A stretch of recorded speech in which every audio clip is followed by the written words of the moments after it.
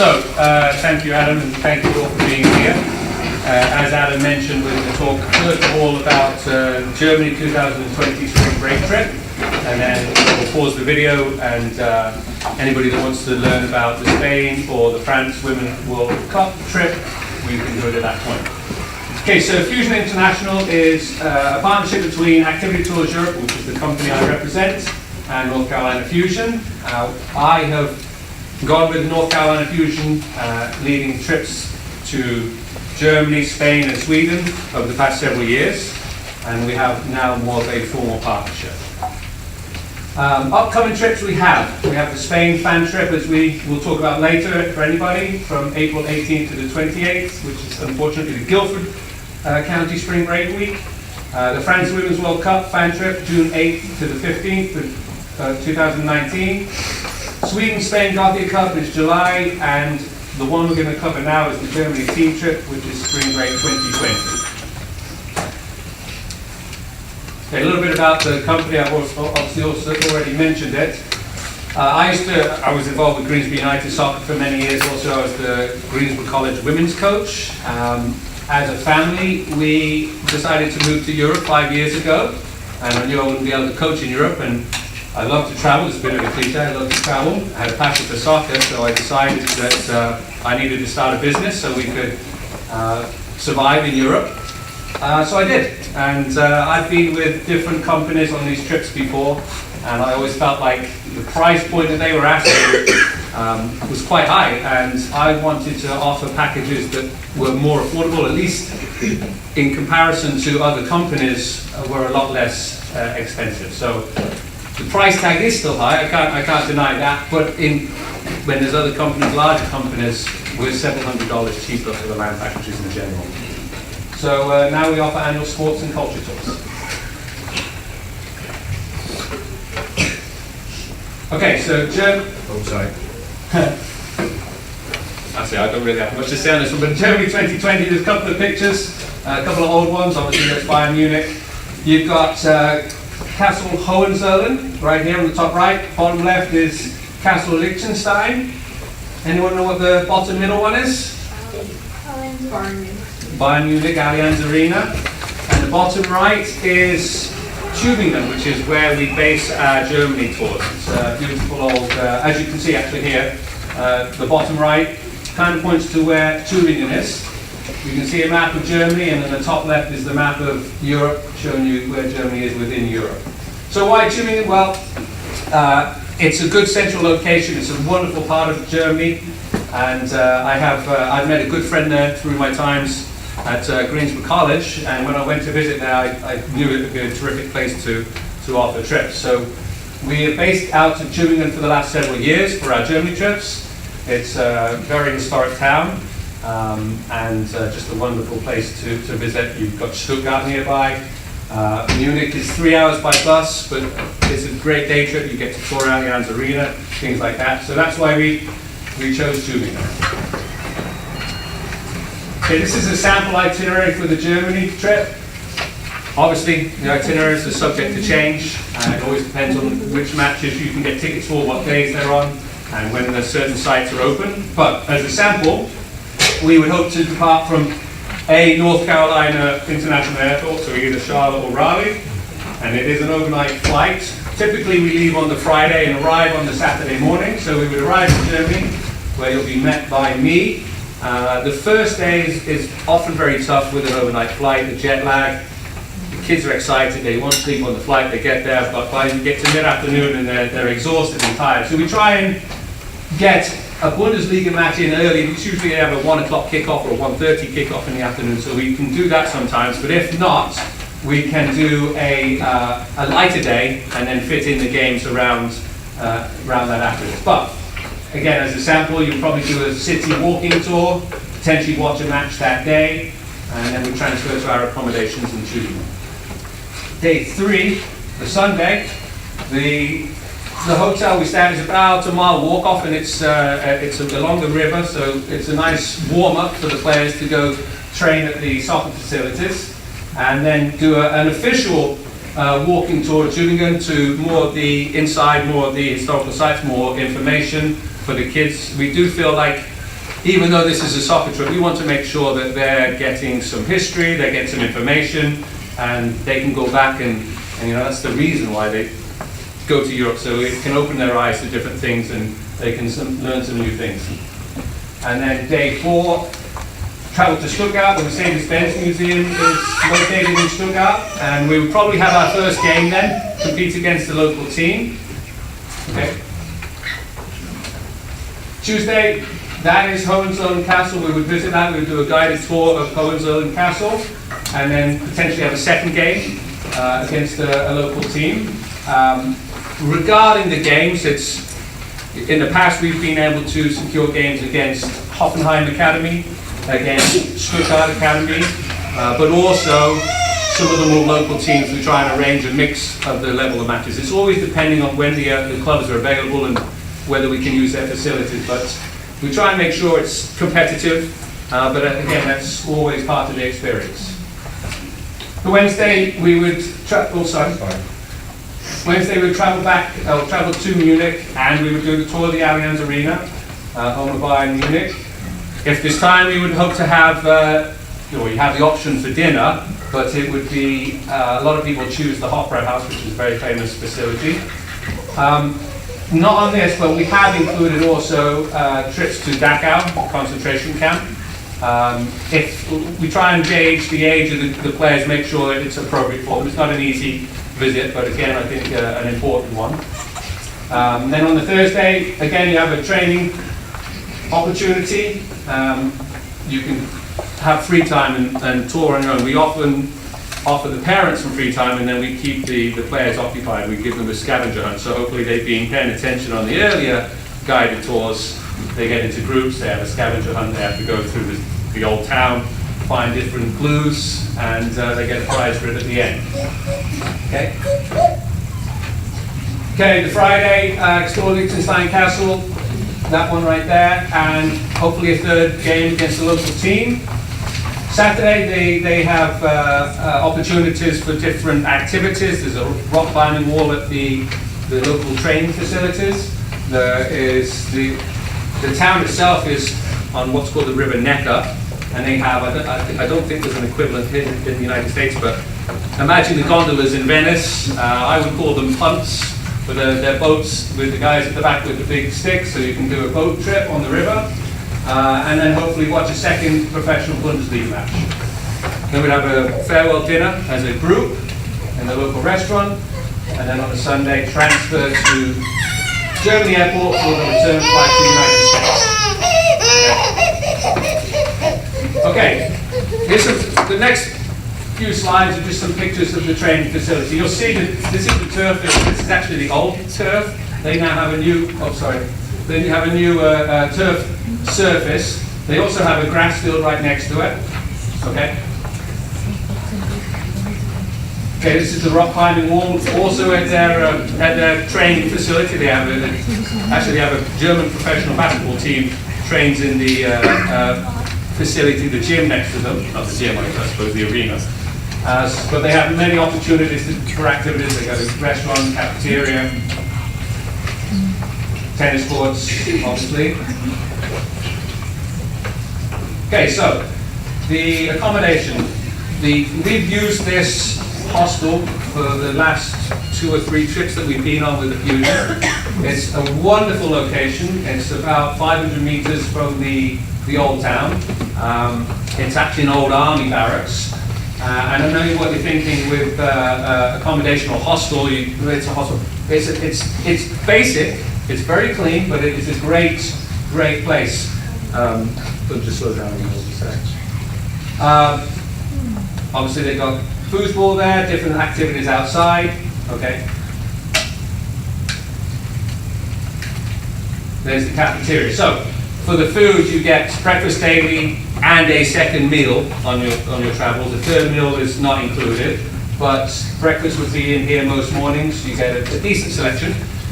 I'll say it now because so you're not shocked if you go on these trips and you get there. The German breakfast involves a lot of lunch meats and cheese and bread and things like that. They also have cereals and milk and other things, but it's part of the experience getting used to different cultures and different foods. but it's a great little facility inside the hostel. There's another picture of it.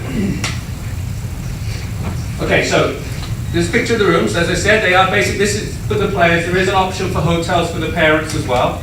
But this is what the room's like. They sometimes 4 to a room. Each room will have its own shower. Let me say again, we'll go back a second. Each room should have a shower. There have been times where they've run out. We've always been fortunate where every room has had its own shower and bathroom. But there are communal showers, not open, but they have their own cubicle. But my expectation is that every room will have its own shower facility. Okay. Okay, ground transportation is covered. I've used this company every trip to Germany we've had. Kocher Lutz, well-established company. They do trips to Munich, they do private charter, they do public charter. We will use them for our excursions. They're very comfortable. They have provided an insurance certificate in the past and will continue to do that. Some local training facilities, we might use public transport. And if we're in Munich, for instance, we might utilize public transport. But most of the time we'll be using this bus company. Okay, for the flights, I facilitate group purchase through a travel agent. And it's important with team travel that we do this because you want the team to travel together. If everyone just arranged their own flight, it would be an impossibility to make sure everyone's there at the right time. So, for the players at least, it's kind of mandated that they travel together with the group on the flight. Obviously, we're so far out on the time of travel that we can't tell you what the price is. They've ranged from just over $1,000 to $1,400 in the past. And now this trip, we're planning this trip a little bit further in advance than in the past, so maybe it gives us an opportunity to find a better group price. I do and can help with other flight options for parents, or if there's a dire need to use your air miles. But at that point, if you're organizing your own flights, it's then incumbent on you to make sure you meet up with us to get on the bus to go to the hotel when we arrive. We can't deviate from our plan as a group, but we are open to options for the parents to get there. Okay, insurance that's included. Travel insurance is included in the package price and in the package. It's through Allianz. It includes trip cancellation, baggage, medical. But what it doesn't include, which is why there's also NCYSA coverage, it doesn't include injury while you're playing or training aboard, which is where NCYSA comes in use. Their package that you have as a member of NCYSA covers you for any injuries on international travel. And then professional liability is the insurance that I have as a company. Okay. Okay, so the cost and payment plans for the players staying in the hostel, it's $13.50 per player.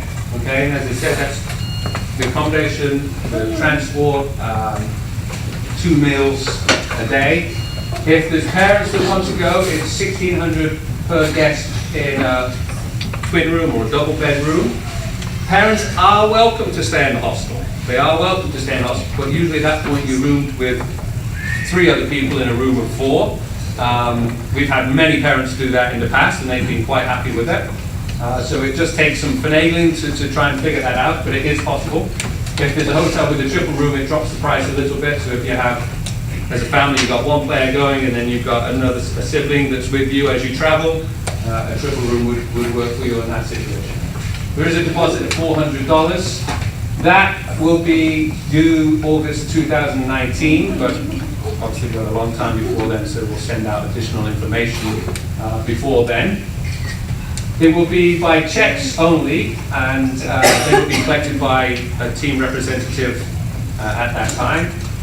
We've spoken a little bit about the hotel options, and again, as a comparison of packages, this package in particular, for what we offer on our trips to Germany, is sometimes between $500 and $800 cheaper compared to other companies.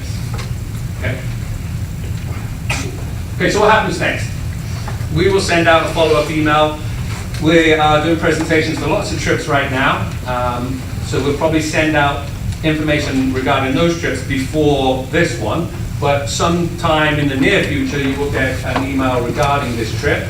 Hopefully it'll include additional information. It will also include an interest form, so you can write back to me that your interest, the number of people that might be interested in going, and include your contact information, so then I can communicate individually with families rather than sending out mass emails through the club.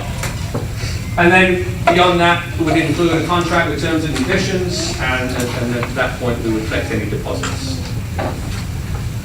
Okay, we can keep this on for this bit, Chris, but any questions regarding the Germany trip, just the Germany trip? As I said, we will be presenting for anybody that's interested in Spain and France, but right now, any questions for the Germany trip, spring break 2020?